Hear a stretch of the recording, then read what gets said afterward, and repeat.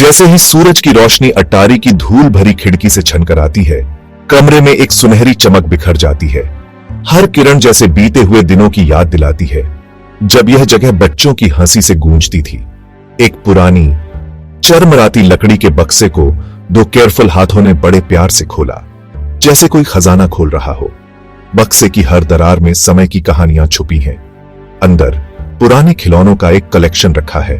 हर एक खिलौना हंसी, छिले हुए घुटनों और सोने से पहले की कहानियों का साइलेंट गवाह है। ये खिलौने उन दिनों की याद दिलाते हैं जब वरीज बहुत छोटी थीं और सपने बहुत बड़े।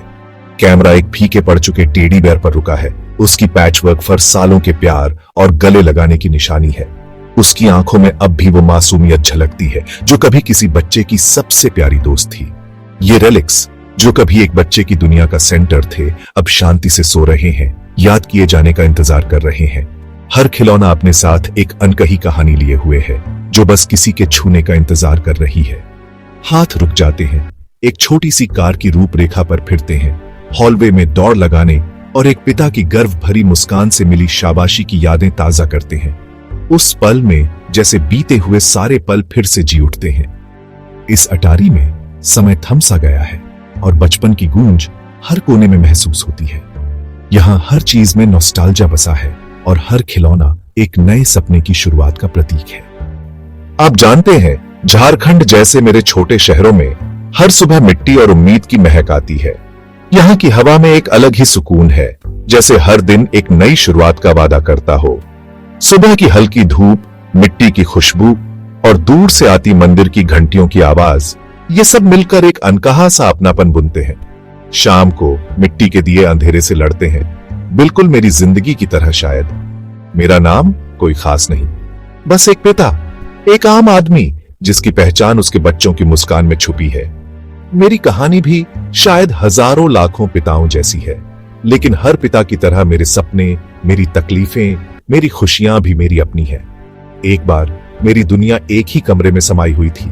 एक टूटी दीवार, एक छोटा सा आंगन और मेरे बच्चों के लिए सपनों से भरा दिल। उस छोटे से घर में हर कोना किसी न किसी याद से भरा था। कभी बच्चों की हंसी, कभी उनकी लड़ाई, कभी सुजाता की मीठी डांट।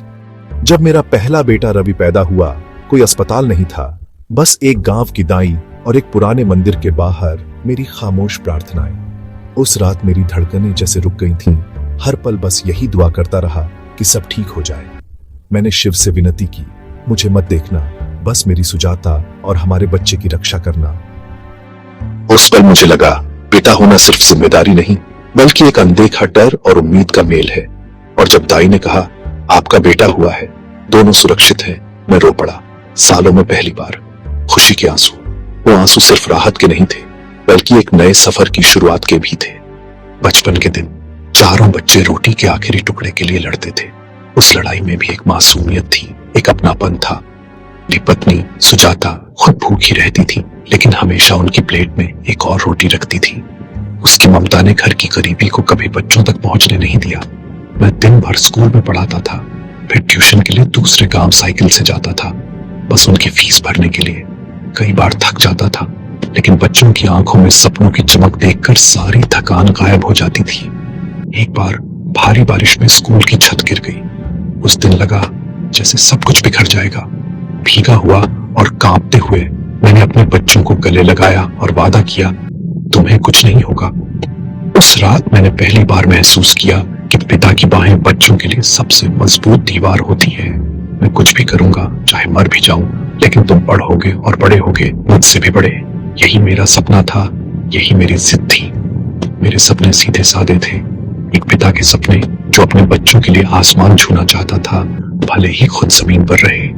रवि इंजीनियर, विशाल डॉक्टर, नैना टीचर, हर बच्चे के लिए एक सपना, एक उम्मीद। और नील बस पापा जैसा बनना चाहता था। उसकी मासूम सी ख्वाहिश मुझे हमेशा मुस्कुरा देती थी, लेकिन मैं हमेशा कहता था, मेरे जैसा नहीं बेटा, मुझसे बड़ा। मैं चाहता था कि मेरे बच्चे मेरी सीमाओं से आगे जाए, मेरी अधूरी ख्वाहिशें पूरी करें। बस जब मैं बूढ़ा हो जाऊं तो कभी कभी मेरे साथ चाय पीना, यही मेरी सबसे बड़ी ख्वाहिश थी। बच्चों के साथ बिताए 2 पल मेरे पास सुनाने के लिए कहानियां होंगी, वो कहानियां जो मैंने अपने जीवन से सीखी, जो मैंने अपने बच्चों के लिए जिया। मैं बस देखता रहा। सुजाता को कैंसर हो गया, जैसे किसी ने हमारे घर की रोशनी छीन ली हो। दिल्ली के लिए पैसे नहीं थे। हर दिन पैसों की चिंता, इलाज की चिंता और बच्चों की पढ़ाई की चिंता। मैंने अपनी शादी की घड़ी बेच दी, नैना की चांदी की पायल भी। हर चीज जो कभी खुशी की निशानी थी, अब जरूरत बन गई थी। पितृत्व यही है, बचपन को जिंदा रखने के लिए अपने सपनों को जला देना, अपने अरमानों की राख में बच्चों के लिए उम्मीद तलाशना। विशाल ने एक बार पूछा, पापा, आपको कभी पछतावा नहीं होता कि आपने कभी अपने लिए नहीं जिया? उसका सवाल मेरे दिल में गूंजता रहा। मैं बस मुस्कुराया। मैंने जो कुछ भी किया, मैंने अपने लिए किया। तुम सबके जरिए जीना, क्या वह जीना नहीं है? सबसे प्यारी याद, मेरे लिए तो हर छोटी खुशी, हर छोटी जीत सबसे बड़ी थी। नील स्कूल में फर्स्ट आया था। उसकी आंखों में चमक देखकर मुझे अपनी सारी मेहनत सफल लगने लगी। मैंने पूरे मोहल्ले में आधा किलो मिठाई बांटी। उस दिन मुझे लगा जैसे मेरी सारी मेहनत रंग लाई। मुझे लगा जैसे मैं प्रधानमंत्री हूं। उस छोटे से घर में, उस छोटे से शहर में मैं अपने बच्चों की नजरों में सबसे बड़ा था। लेकिन बच्चे बड़े होते हैं, है ना? एक दिन वे अपने सपनों के पीछे निकल जाते हैं और घर में बस यादें रह जाती हैं। रवि दिल्ली चला गया, विशाल पुणे, और मैं हर बार स्टेशन पर खड़ा रह गया, हाथ हिलाते हुए। नैना की शादी मुंबई में हुई, नील अमेरिका उड़ गया। हर विदाई के साथ दिल थोड़ा और खाली होता गया। मैं अकेला रह गया, लेकिन मेरा दिल यह सोचकर भरा हुआ था कि वे वापस आएंगे और मेरे साथ चाय पिएंगे। हर शाम दरवाजे की आहट सुनता, शायद कोई लौट आए। लेकिन सपने टूटते हैं, कभी कभी सबसे प्यारे सपने भी अधूरे रह जाते हैं।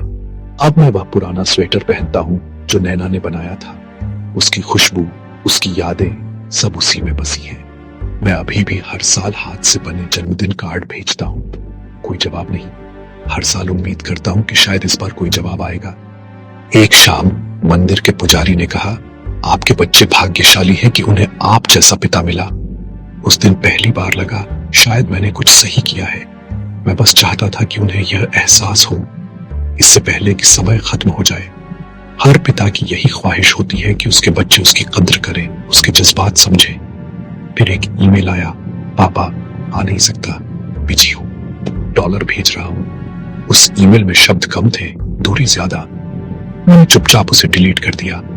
उस एक क्लिक में सारी उम्मीदें, सारी शिकायतें, सब कुछ खत्म हो गया। मुझे कभी डॉलर नहीं चाहिए थे, मुझे तो बस अपने बच्चों की आवाज, उनकी मौजूदगी चाहिए थी। मुझे बस चाहिए था, पापा आप कैसे हैं? चलो चाय पीते हैं। एक कप चाय, दो बातें और थोड़ी सी यादें। उस रात पहली बार मैं सुजाता की फोटो के सामने रोया। उसकी यादों में खुद को खो दिया। देखो सुजाता, जिनके लिए हमने जिया वे हमें भूल गए हैं। शायद यही जीवन है, कभी कभी सबसे अपने भी दूर हो जाते हैं। क्या मैं इतना बुरा पिता था कि अब कोई एक कप चाय के लिए भी नहीं पूछता? शायद हर पिता की यही अनकही कहानी है, अपने बच्चों के लिए सब कुछ कर जाना और फिर भी अकेले रह जाना।